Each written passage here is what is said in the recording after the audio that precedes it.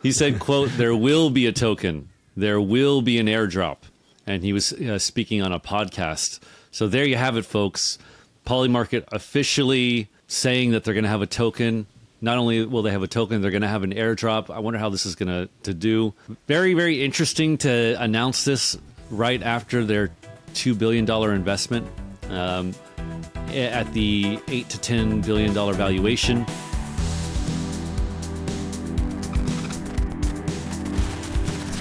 Welcome back to Bitcoin.com's The Weekly. I'm Graham Stone, joined by David Sensel, the Bitcoin.com news gigabrain.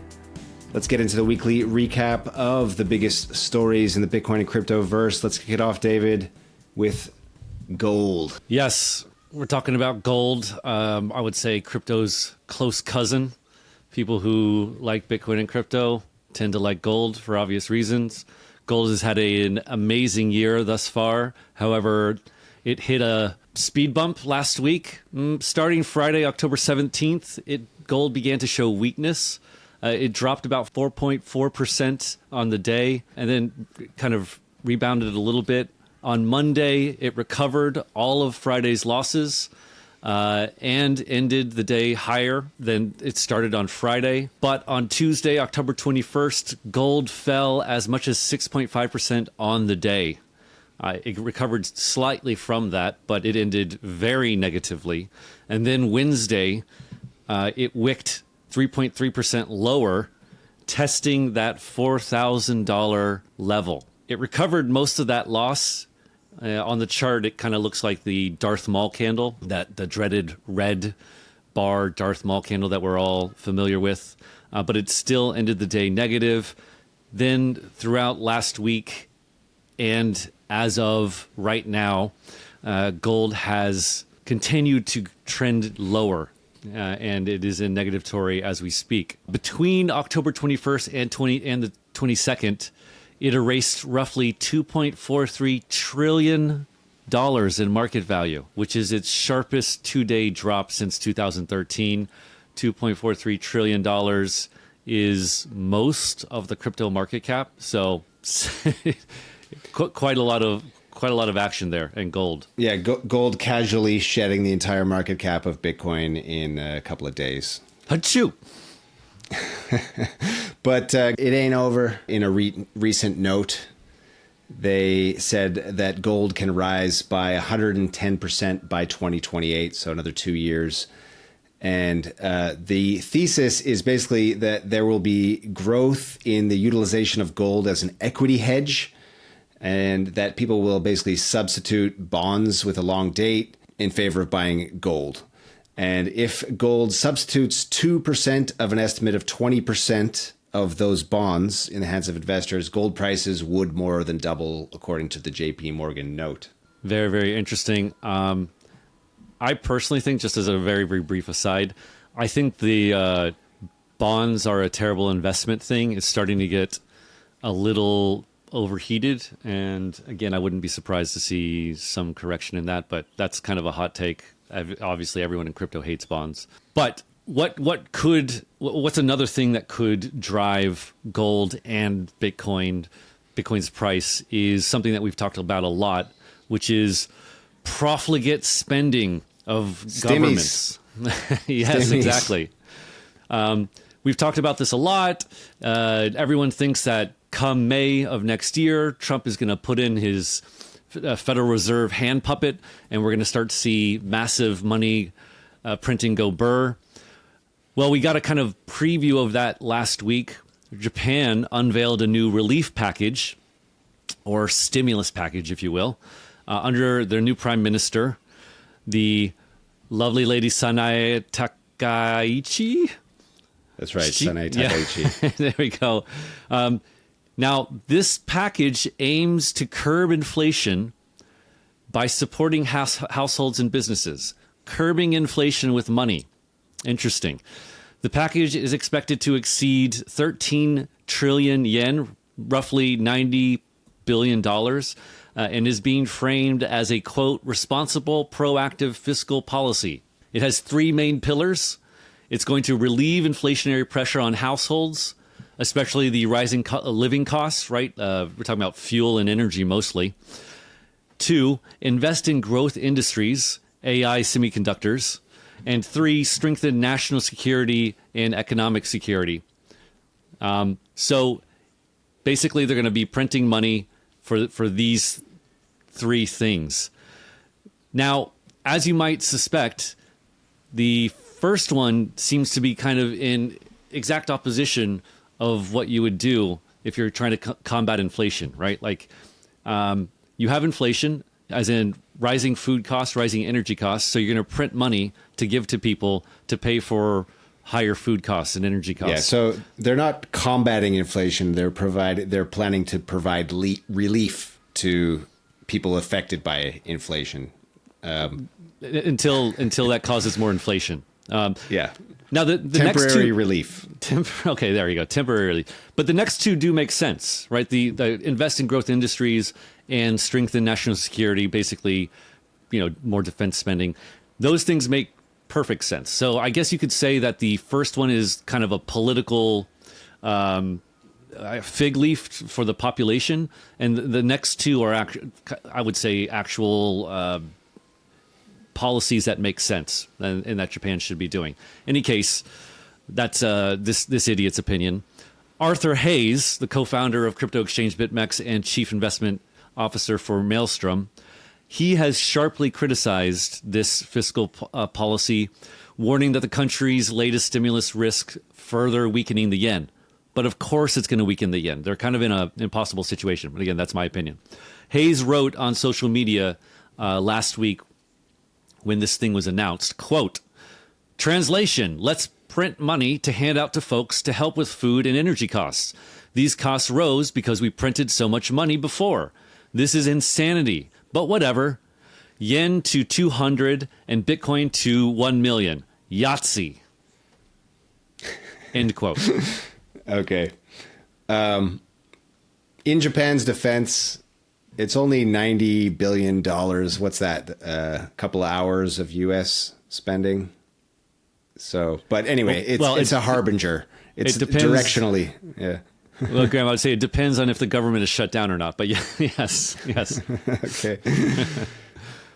This is an interesting story. So JPMorgan had previously allowed the acceptance of ETFs as collateral for their traders, people using the platform. Now there's a rumor. It hasn't been 100% confirmed yet, but JPMorgan is reportedly going to be enabling institutional clients to use Bitcoin and Ether as collateral for loans by year end. So I think this is pretty significant acknowledgement of Bitcoin and crypto as institutional grade collateral. Bitcoin makes sense to me. Ether, that was a bit of a head scratcher there, and obviously, Graham, I know you have personal feelings about that. So, yeah, when I see Bitcoin and Ether in these types of headlines, I just sort of, ignore the Ether part. I feel like people, I don't know, it doesn't really, agreed. It doesn't make that much sense. Ether is completely different from Bitcoin, in my humble opinion. While Bitcoin is a much bigger asset, sort of has the store of value use case, Ether is just a utility token for a smart contract platform. Yeah. I don't know. I mean, the interesting thing to this, though, is that to me it signals in some way that what's been announced or publicly given by all these major U.S. institutions for the past year or so, which is they really like Ethereum, right? They like the decentralization of it and blah, blah, blah, blah, blah. In the past, you could argue how much of this is just lip service, how much of this is just kind of like a trade of theirs. I see stories like this and it makes me think like maybe they actually are buying the Ethereum Kool-Aid, right? Like circa 2017. So anyway, that would be my biggest takeaway from this is like, are they invested in some way in the Ethereum ecosystem? Because that's what it makes me think of. But let's stick with Bitcoin. It's a lot clearer. Another Bitcoin topic. would be the Bitcoin hash rate. For those who haven't been paying attention this year, in 2025 thus far, Bitcoin's hash rate has been up only. It started from about 801 exahashes per second on January 1st to about 1,100 as of today. So you've seen quite a big increase in the overall Bitcoin hash rate this year. Within that, you've seen which countries are contributing to that hash rate modify a bit. So the US now stands at 37.8% of the total hash rate is from America. America has ramped up from 288 hash rate to 389, exahashes, sorry. So that's about a 30 or 40% increase from the start of the year. Which is wild, right? Which is massive. The second biggest contributor by nation is Russia with 15.5%. So about half of the US's total. Yeah. And it's gone from 125 to 160. So increasing at a not as quickly a rate as the US. Yes. And then third, which is a head scratcher, I would never have predicted, is China, right? Which is 14% of the global hash rate. Now, they used to be at 110, and now they're at 145. Very strange for a country that has restrictions on Bitcoin mining, but it's still such a huge percentage and is still climbing. I don't know what to make of that. Who knows? You have a long tail of other countries like Paraguay, UAE, Oman, Canada, Kazakhstan, Ethiopia, Indonesia, and they're all around 1.9 to 3.9% each. The one thing that all of those countries have in common, of course, is lower commodity costs, i.e. the cost of electricity is lower. So that probably accounts for why they are represented at all. But again, the two main things here, US increasing, probably accelerating. If I were to guess, I would say 2026 you'd see a bigger acceleration than 2025 even. As a lot of the infrastructure comes online that's been invested this year. And then what the heck is happening with China? Again, my guess would be wealthy Chinese industrialists, wealthy Chinese people trying to get their capital out of the yuan, out of their closed system.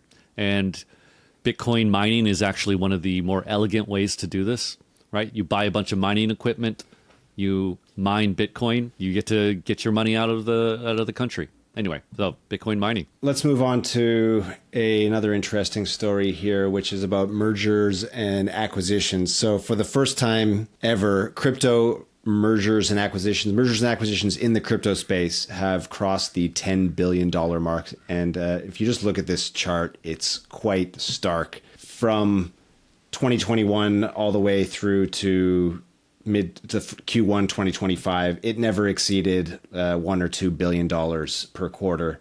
And we've seen that ramp up in 2025 with Q2 doing about 5 billion and Q3 pulling in about 10 billion in mergers and acquisitions. So the crypto space really maturing here. I think that's the real takeaway. It's quite a big shift. Yeah.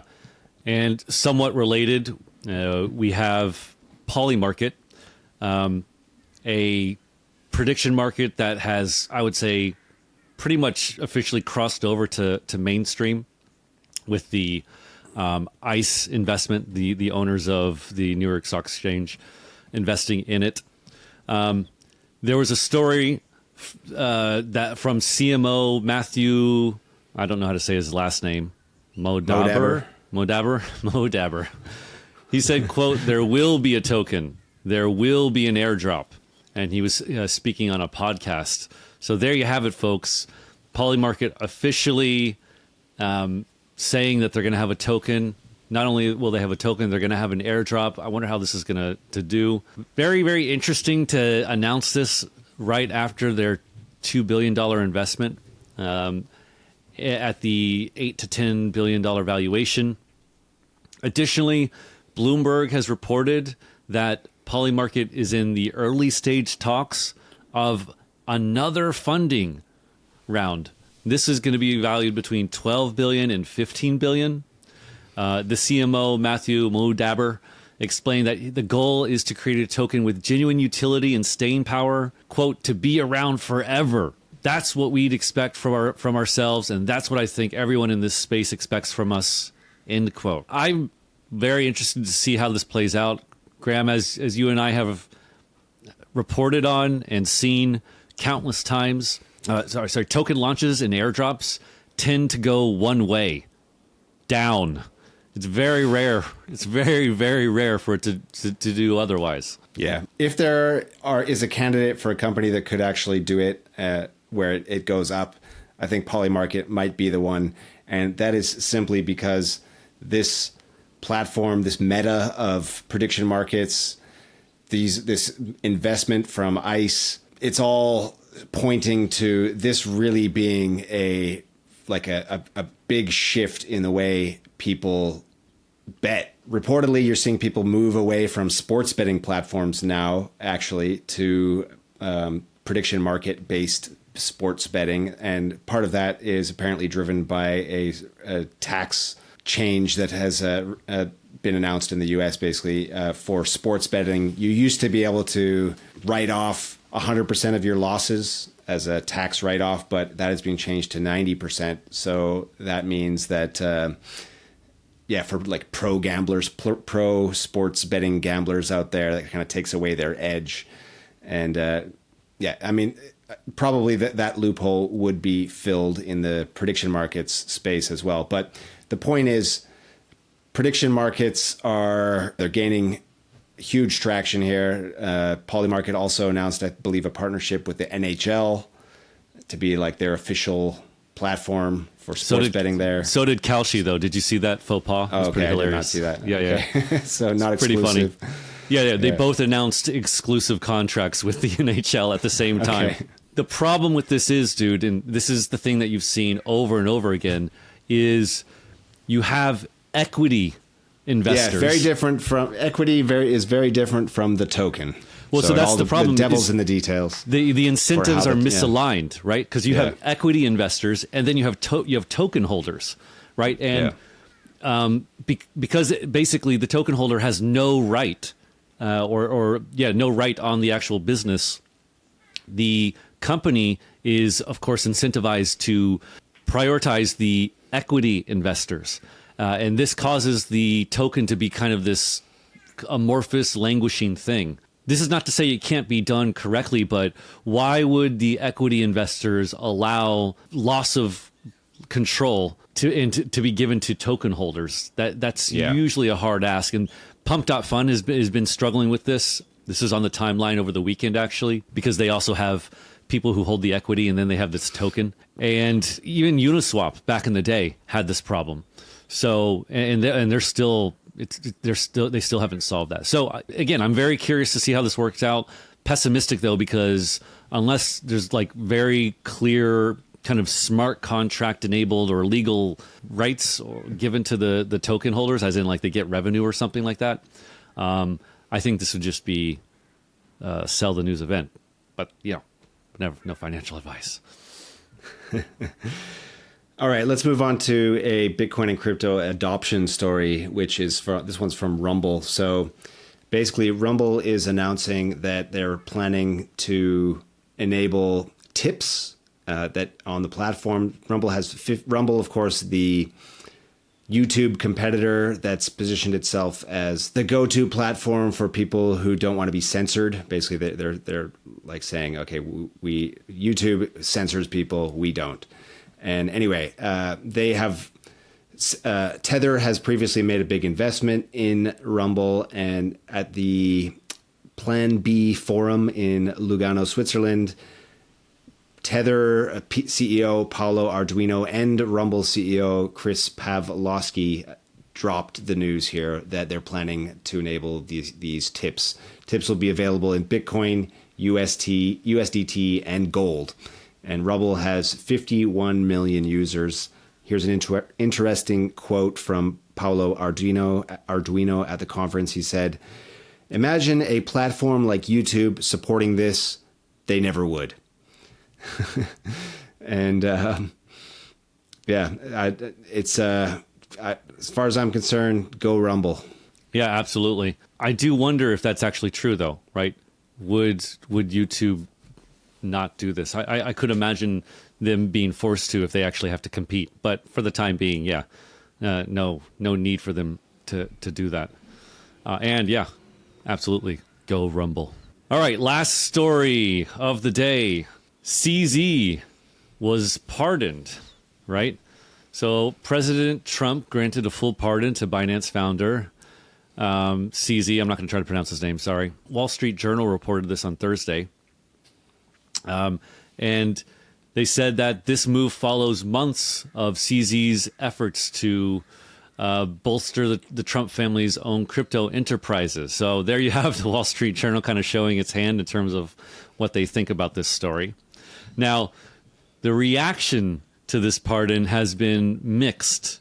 Many have hailed it as justice, and others have said it's more about political favoritism, corruption, sets a bad precedent. So, mixed bag. CZ, he responded to the pardon and to critics. He expressed gratitude to Trump. He framed the pardon as a win for fairness, innovation, and crypto's role in America's kind of crypto leadership, basically. Many, of course, in the crypto industry supported this.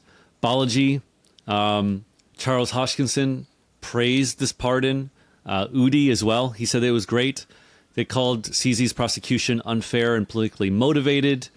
Hoskinson accused the U.S. Department of Justice of weaponizing some of these laws or whatever against the crypto industry. Just as a point of fact here, so CZ, I've been told, was the only person to ever have been jailed for a single count of violating the Bank Secrecy Act. This act has been violated in many ways by TradFi institutions, and no one has ever gone to jail for it. But lo and behold, when a crypto founder is found to have violated it, they do end up in jail. So I think that's sort of the hypocrisy that people are pointing out here, and why people are saying that it was politically motivated. Yeah. There's also this other element where apparently the previous administration, I think, wanted to go after other charges. There just wasn't enough,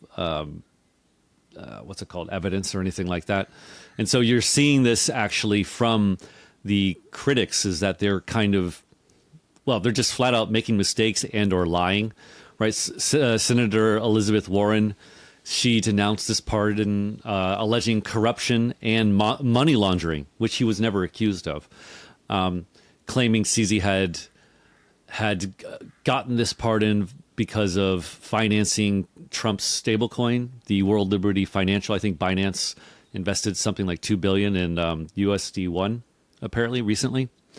Maxine Waters, another U.S., she's a U.S. representative, so a Congress lady, alleged that CZ's pardon followed extensive lobbying from Binance, and that this pardon undermines and shows crypto's rising power, and it's not a good thing.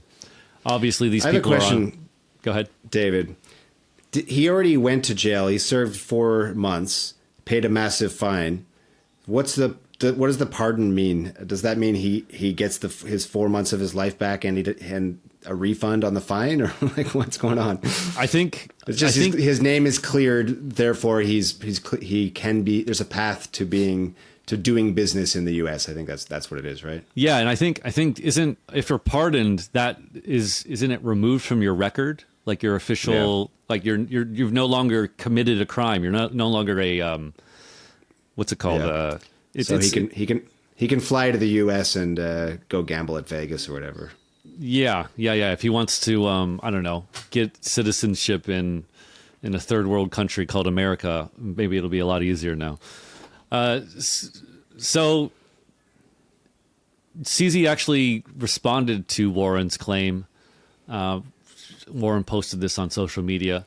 And CZ basically said that the Biden era DOJ had a political bias against crypto. Everybody knows that. And so this was it was obviously a politically motivated thing. And I guess the predictable but sad thing is that this fell along kind of party lines. You know, people within crypto saw this as an unmitigated good. People against crypto, i.e. Democrats and the left in America, saw this as just yet another example of Trump corruption and the almost the inherent negative of crypto as an industry. And so, the partisanship shall continue until I don't know, the fifth turning or something. Is it the fourth or the fifth? We're at the fourth turning now, which means you go back to the first cycle or whatever. I think no matter, it'll make people on the left feel worse about crypto, but I think the net of it is positive because this plus the recent thing with Roger Ver, plus the other stuff before that. It really, really, really shows to businesses, and this is who I think ultimately will matter, that the U.S. is a place that you can come to and invest in crypto infrastructure, put down roots in the U.S., and you're not going to be persecuted. Unreasonably prosecuted. Yeah, and here's what happens is, like any system. Once you get entrenched, right? So once crypto has businesses and is hiring people and is creating a lot of growth and economic activity in the U.S., even if the Democrats get in power, hopefully by that time it'll become because there's business and economic activity, it'll have become normalized enough where it would be politically inviable to then go after people like they have done with these others. And so net, I think this is a positive, even if it just exacerbates how the left feels. All right. That wraps it up for the weekly recap. Thank you, David, for your insights as usual. Have a great week, everyone. See you on Friday for Token Narratives. We out.